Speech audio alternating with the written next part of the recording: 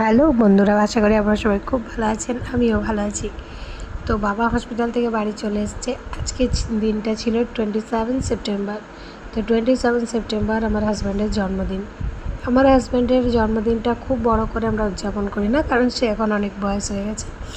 আর আমার শ্বশুর বাড়িতে নিয়ম নেই, সারা দিন ধরে বৃষ্টি হয়ে যাচ্ছে, কিন্তু হাজব্যান্ড অফিসে আছে। বিকেলবেলাতে ছেলে হাজব্যান্ডের জন্য কেক বানাচ্ছে।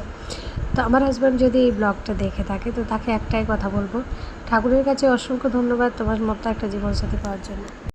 প্রত্যেক মানুষ আমার জীবন সার্থক হয়েছে। তুমি আমাকে অনেক কিছু জীবনে শিখিয়েছো। প্রথমত তুমি একজন খুব ভালো মানুষ, আর তোমার সাথে থাকতে থাকতে আমি জানি না আগে কী ছিলাম, কেমন ছিলাম, তোমার মতো আমি হয়ে গেছি।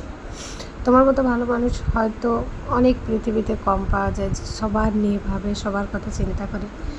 ঈশ্বরের কাছে প্রার্থনা করি তোমাকে অনেক হাজার হাজার বছর যাতে তুমি থাকো, আমি যতদিন নিঃশ্বাস নিই যাতে তোমার সাথে থাকতে পারি। যতটুকু চেষ্টা করেছি আজকের দিনটা একটু সুন্দরভাবে কাটাবার জন্য। কেক বানিয়েছিলাম বাড়িতে। হ্যাঁ, অনেকে হয়তো ভাবছেন হাজব্যান্ডকে কিছু গিফট দিলাম না, গিফট অনলাইন অর্ডার করা আছে, যেদিন আসবে অবশ্যই আপনাদের সাথে দেখাবো। তো রাতের ডিনারে ছিল পোলাও, যেহেতু ওর বার্থডেটা এবারে শনিবারে পড়েছিল।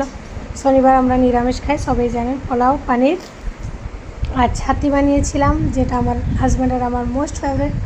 আর আজকে এটা দিয়ে ডিনার সারলাম। থ্যাংক ইউ সো মাচ যারা আমাকে দেখছেন, সাপোর্ট করুন, পাশে থাকুন। আর যে যেখান থেকে দেখছেন অবশ্যই কমেন্ট করবেন। থ্যাংক ইউ সো মাচ আমার পেজটাকে হেল্প করার জন্য। আর যারা ইউটিউব থেকে দেখছেন প্লিজ সাবস্ক্রাইব করবেন, আর ফেসবুক থেকে দেখলে ফলো করবেন।